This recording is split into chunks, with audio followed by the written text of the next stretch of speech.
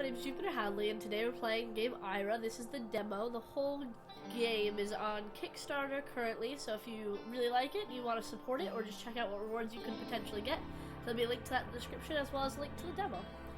Anyway, let's start.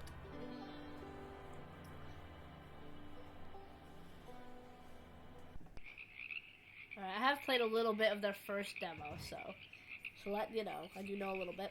The current Ira demo contains pre-alpha gameplay, so it might change, who knows?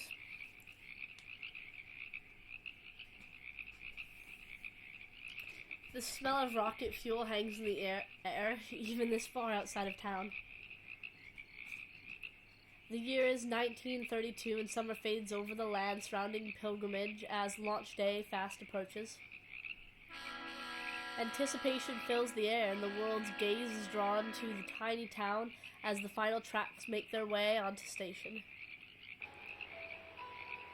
Good evening. You're listening to Pilgrimage News Radio, where the words are as true as they are fresh. I'm Cuddy Copper, and I'll be your host tonight. The town is abuzz with the launch of the Holocene only weeks away, and Pilgrimage will once again be thrust into the world's spotlight. Earth's first interstellar vessel will depart from the Pilgrimage Launch Center. Wow, there's a lot more backstory this time than there was last time. To explore the mysteries of the lithic system. Don't forget to pick up your viewing tickets for the launch. There might be a few left if you have the pocketbook. In other news, the Martian mining season is once again upon us, and many listeners have noticed the influx of seasonal workers in town. Keep in mind that the world is watching, so please, let's all be on our best behavior, and save the hooliganism and rabble-rousing for the mines. We don't need any incidents with the press.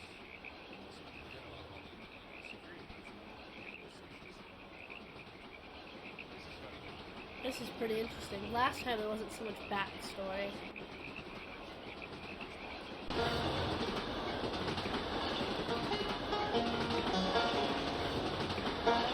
Banjo player. Well, looks like it'll just be me and you riding the rest of the slide now.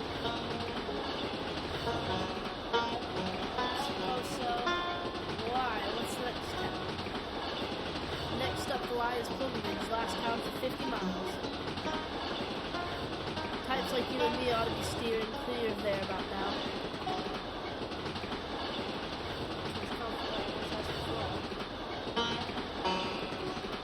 What's so wrong? Well, you're not going to find any work there, that's for sure, not unless you plan on hauling up to Mars. Intel Cove, that town between the miners heading for Mars and that Holocene. It doesn't seem like the kind of place I'd like to get caught up in. Fair enough. The last ride out to Mars leaves soon, so miners aren't crawling all over that town. I know work's scarce, but damn. To be desperate enough to sell your soul to the Intel Co. and your mind in the red sand? Poor bastards. It's an adventure. Where's your sense of adventure and wonder and mystery? Nobody will even notice them though. Everybody's got their eyes on the Holocene. All those rich folks heading into town for launch day, Intel Co. will be sure to keep types like us out of the way.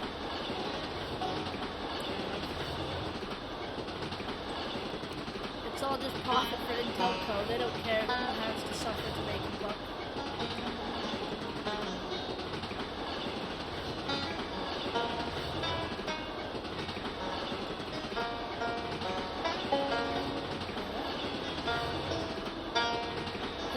Gateway to the stars, gateway to nothing if you ask me. The whole thing's a sham. Folks there are as poor as anywhere else. It's all a show. If you're living in that town, then Intel Code good as old too. Nope, there's nothing for us there in Pilgrimage. That town is a dead end.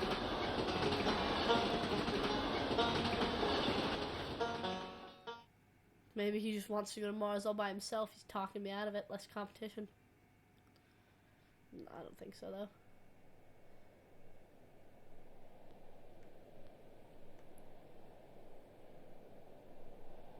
Alright, so a little farmhouse.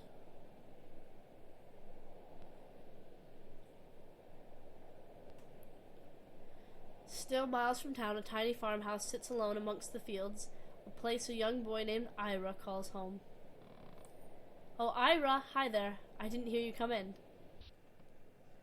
Alright. So I have done a little bit of this part of the game, because this is where I was in the first demo. I'm just finishing up the car here. Do you need anything? Mom told me to come out. Alright, let's just ask. Let's be a good boy. Is there anything you can help me with? Oh, Ira. Sure, I could always use an extra hand. Right. I'm just trying to get the car back up and running before I run out of time here. Right. Before I leave, I mean. Oh, so he's going to Mars. I can't leave you and your mother here all winter with the car breaking down every couple of miles. Fair enough. Are you excited to go to Mars again? Ooh. Well, no, it's not like that, Ira. It's hard work and just feels very far from home. It isn't nearly as glamorous as all the Holocene business going on. I know you're interested in all that, all the buzz around a ship headed to a new star. But mining on Mars, it's just work. He was able to come back? At least the car will be in good shape before I go. Could you bring me that wrench from above the workbench? Sure could. Wrench.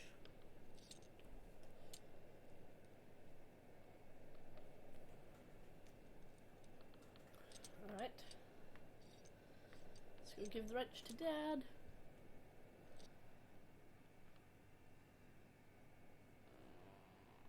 He'll just be gone for winter, because that's possible. Just a few turns here. Alright, now I just need a fuel line to replace this one here. I think there's one out in the barn. Could you run out and see if you can find it? Yep. Anything for you, Dad.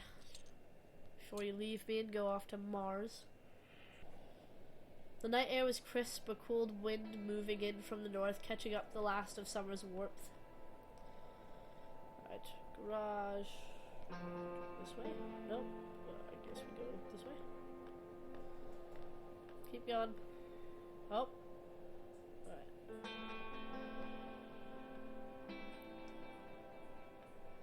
Jogging his way up to the barn. There it is. The darkness in the barn is thick, but moonbeams through the cracks just give it enough light to illuminate a few boxes tucked in the corner. Alright. Something shifts in the upper loft, but is out of view and concealed by shadows. Sounds kind of scary.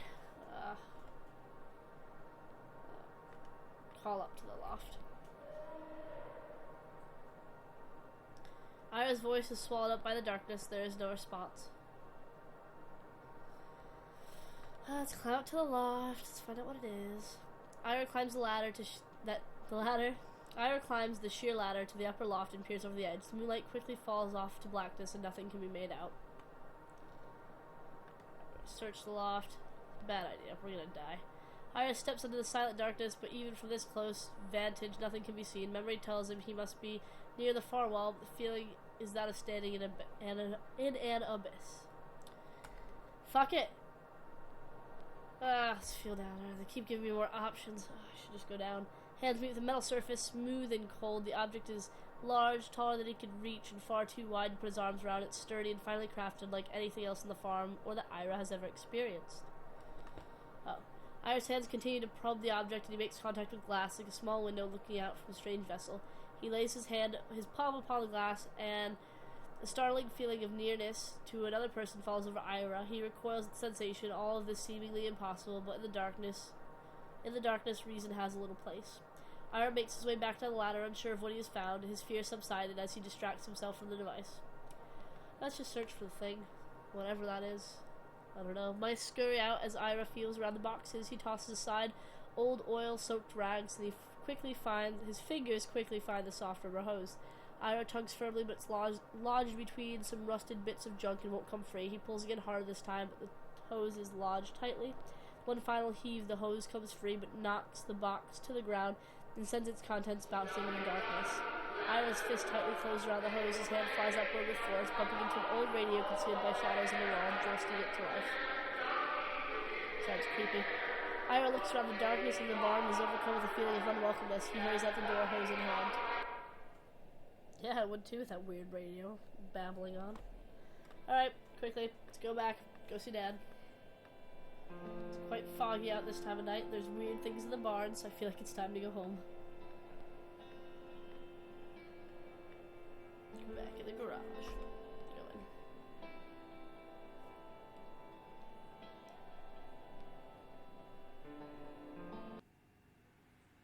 in. Alright. Got the hose in our hand. Perfect. Ah, this damn thing.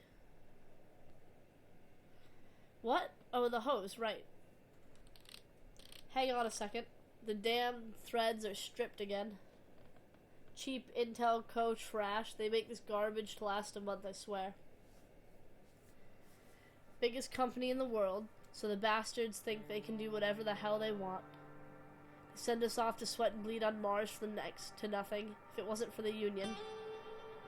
Alright, stand tall, stand together, join now. Bad as things are now, before the Union we'd have a death every day. Still, most of us can barely afford to buy gear that isn't about to fall apart. Doesn't sound good. Can you believe that? We mine for them upon that godforsaken planet, and we have to buy our own gear. It's a miracle we don't all die up there. But still, a lot of us do. Oh, he's gonna die. A lot of good men don't come back. There are too many widows in this town because of that damn company.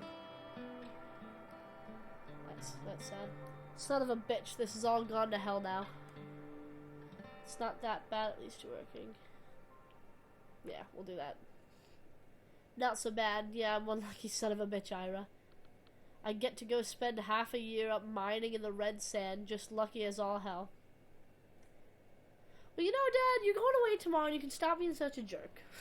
There you go. I'm sorry, Ira. I didn't mean to say any of that in front of you. Yeah. It's the last time I'm seeing you for a while. Why don't you head in? Your mother might need a hand with dinner. Alright. And I think they're doing a special about the Holocene tonight on TV. You don't want to miss that, right? Go on inside, Ira. I just need to spend some more time out here getting this back together. I'm sorry, I didn't mean to upset you. No, it's not like that, Ira. It's not you at all. It's just everything else. I love you, son. I'll see you inside in a bit, okay? Alright, we'll go inside. Sure. What's this? What's all this? Right. Dad's mining gear. Take a look at it. Red dust still coats the mining gear after a summer in storage. Soon it will be a world away, the only thing between Ira's father and the harsh Martin cold. That sucks. Must suck mining on Mars then. Alright, this is our house. Oh. A lot of weight in one kid. Ira? Oh, I didn't know you were asleep. That's alright, Ira. Not quite sleeping, just tired. I was going to watch that special on the Holocene with you, remember? Give me a few minutes. I need to wake myself up. Is everything okay? Of course, everything is fine, Ira. It's just been a hard week with your father getting ready to leave and all. Yeah. It's nothing for you to worry about. Why don't you go watch your special? You can tell us all about it at dinner. So we're watching the special without her. Oh, I never did start dinner cooking. Could you go and do that for me? All you have to do is put the pot in the stove and everything is made. Alright. After you do that, you can go and get your father so we can all eat. I'll put dinner on and then go get Dad. What about my special? That would be lovely. Alright, so put dinner on and get Dad. Got it. Thank you. I'll see you out there soon. I love you. A lot on Ira's back.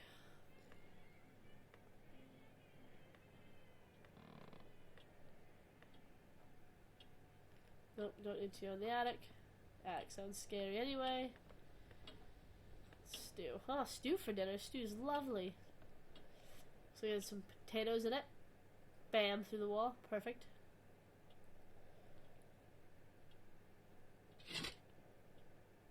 Okay. Now that I've got supper cooking, I should go get Dad from the garage. Do we need to set the table? Medical papers. Medical terminology was too foreign for Ira to make any sense of, but he could read his parents' faces when they returned from the doctors with these scraps of paper. The words were meaningless. The only option was to wait. Alright, they just left them on the table. Okay.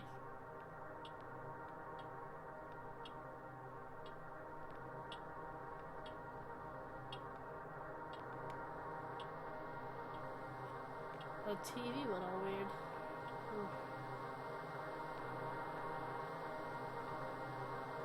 And, Mom's gone.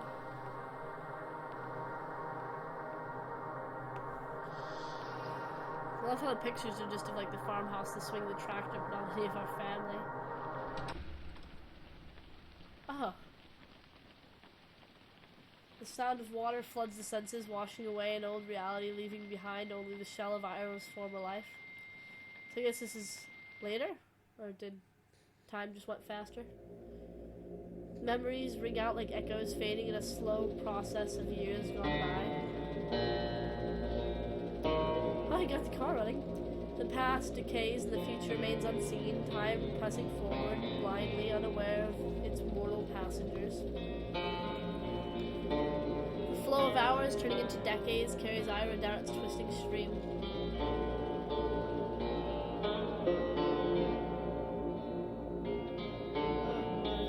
It carries his father to distant Martin mines.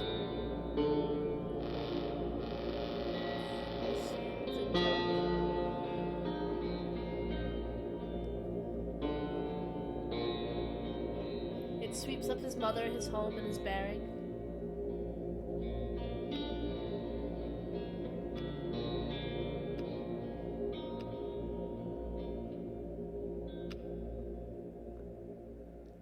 And it carries Ira to places he had never known.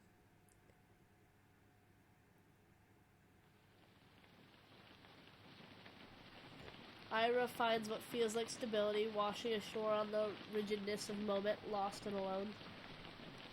But a voice rises from within. It draws him back to the house like a sign of hope through the murkiness of this reality.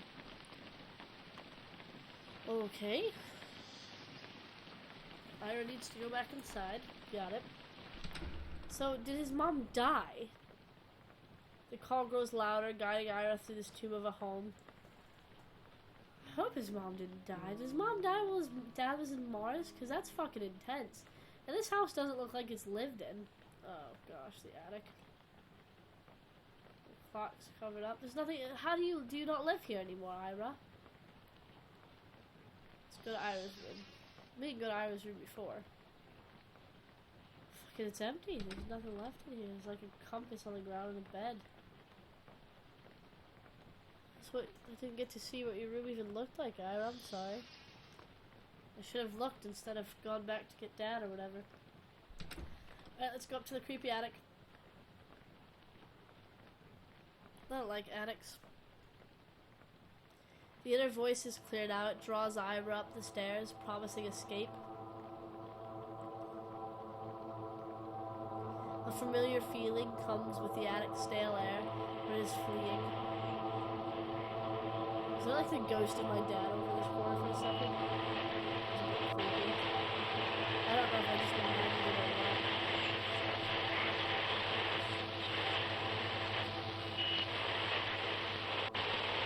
Probably just imagined it.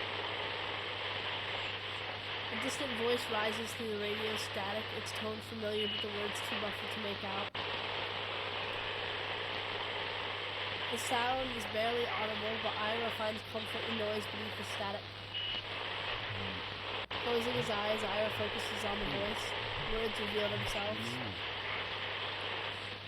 How can we know?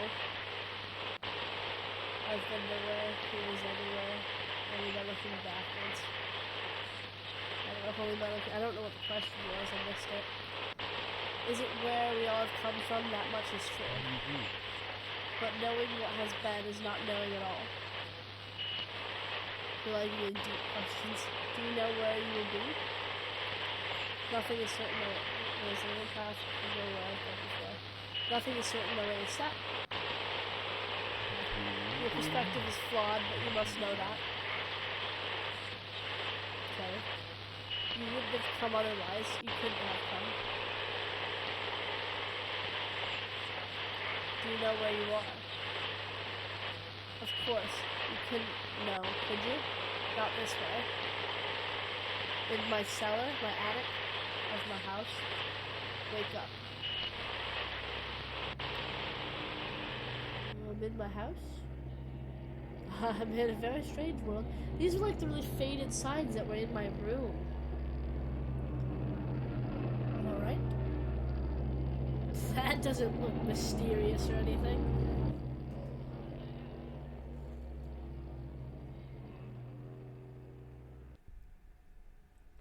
Ira's mind slips through the years, escaping time, caught up in the void.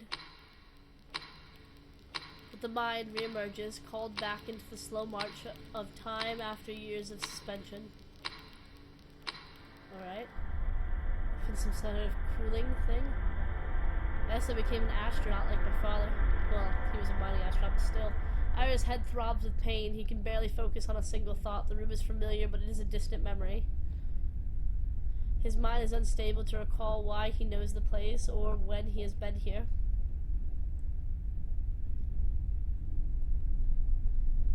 Alright.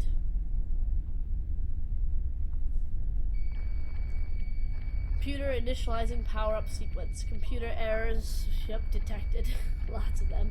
Attempting bypass of faulty systems. Method failed.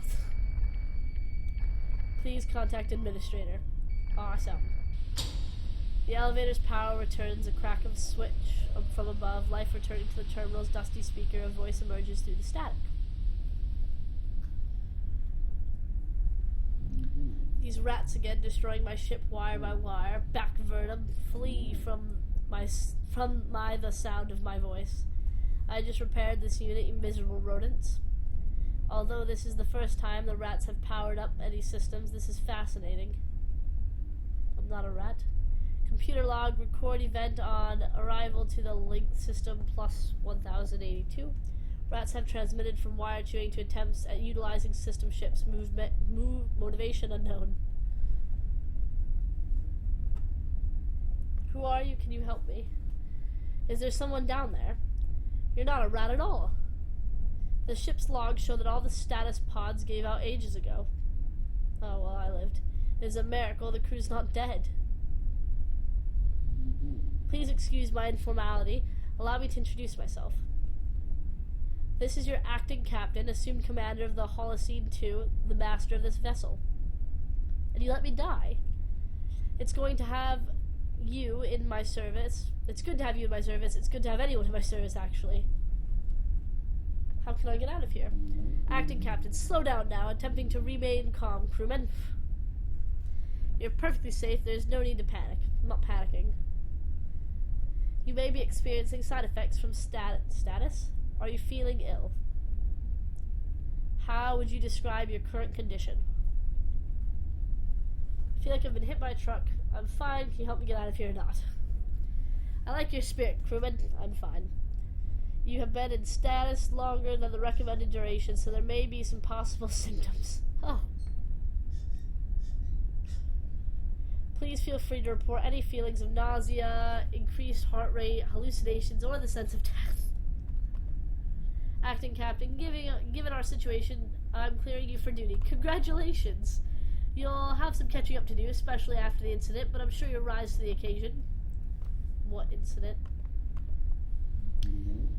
Yes, day one of arrival to Linthic systems, the ship's automated systems were compromised. The system is flooded with electromagnetic interference, which wreaked havoc on the electrical grid. By the time I assumed the role of captain, the static chambers had succumbed to the surge. But the ship was saved. I took control of navigation manually, just in time too. Our mission shall continue, though we may be delayed by the inconvenient mass loss of life among the crew. But you're here now. You are undoubtedly in a state of great confusion. Allow me to reacquaint you to the hollow thingy. As you see, status pods will not be in short supply. Okay. Though their occupants will need removal of dead bodies. All these people are dead. I can't imagine that would be a pleasant task, so you're giving it to me. The task of getting rid of dead bodies. At least we'll be making good use of the airlock. Just throwing them out to space. This does not sound good. Welcome to the greenhouse level, where your stress will melt away as you watch the fruits of your labor grow and propagate. Speaking of which, you've been promoted to head botanist. What with the recent loss of the entire biology department, congratulations. Don't be intimidated by the state of this place. I trust that you'll be able to get things in good order in no time. I would suggest making it a priority, though. Most of the food stores were vented into space 4 weeks ago. You say that everyone... Alright. You say everyone on the ship is dead. Yes. Well, I was alive. You could be more like me. Moving along. I should have asked about the system. More important, really.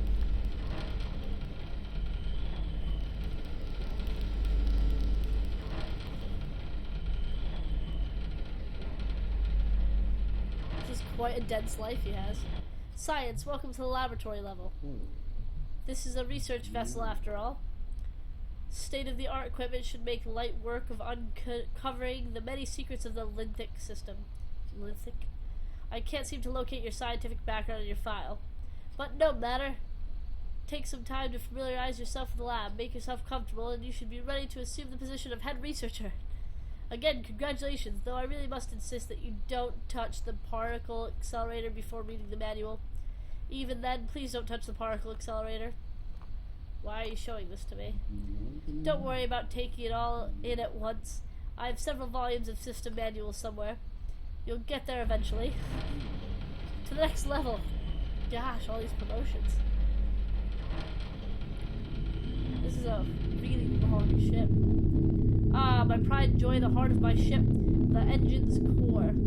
At my disposal here is the power to bridge the stars, to travel vast distances at great speed, to conquer the expanses. The power would corrupt the minds of a lot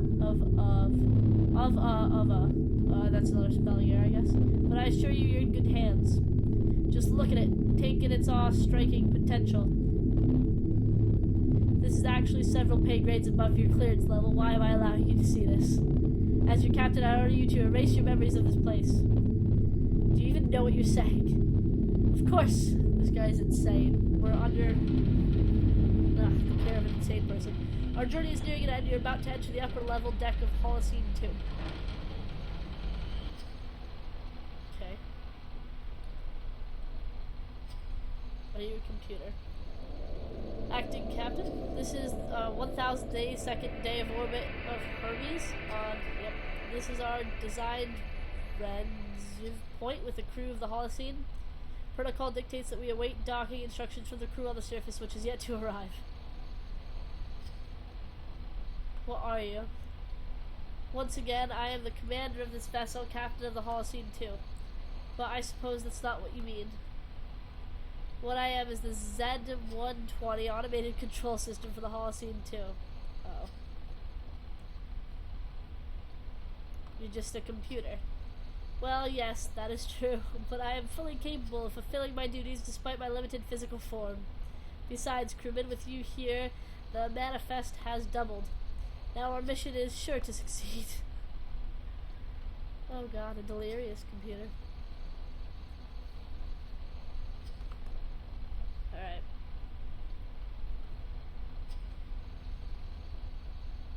Poor Ira. His father's in Mars, his mother dies, he's back up in space, he's the only one alive.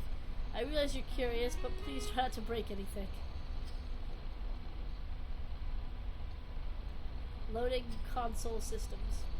Alright, communications. When the static of sound emerges, a sound that was still ringing in the back of his mind, it flows through Ira's body. That interface has been flooded all of the standard radio channels since we arrived. It has made maintaining ship control something of a challenge. The worst part has been maintaining a stable orbit. Our sensors require radical adjustments to make any sense of navigation readouts. It also may have been what killed everyone. I heard the sound in a dream just before I was revived. Quite possible. Dreaming cannot occur in status. Dreams occur over time. Status functions because of principles of subnuclear frequencies. Surely you just see the ridiculousness of that notion. The signal is localized to the link signal, and you just only woke up from status. You cannot feasibly recognize the sound. Perhaps you're not hearing the signal clearly. Allow me to amplify the receiver. Maybe I am, and you should stop being such a dick. The interface has caused another power surge. Life support has gone critical. You need to evacuate. The lander craft are through the starboard hatch. There's one ladder is functional. I should have been activated in time at the very moment. Yep, go. Access to the noise control is almost there. Die, I'm gonna die, so yeah. The door's open, run. I'm gonna make it. I made it. I probably made it. Ira can't die, it's only the beginning. So, am I like floating in a hall? Oh, I'm going back to the system's interface is blocking planetary transmissions. I'm scanning the surface for signals and settlements. We're descending too fast. We need to increase our speed. Brace for impact. Doesn't sound good. Did we make it? Did we make it? Oh, coughing. Maybe we made it. Okay. I think we might have made it.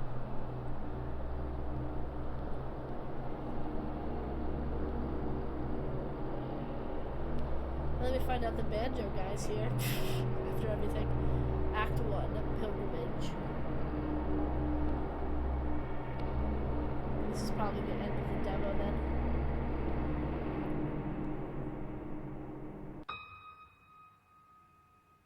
Neat.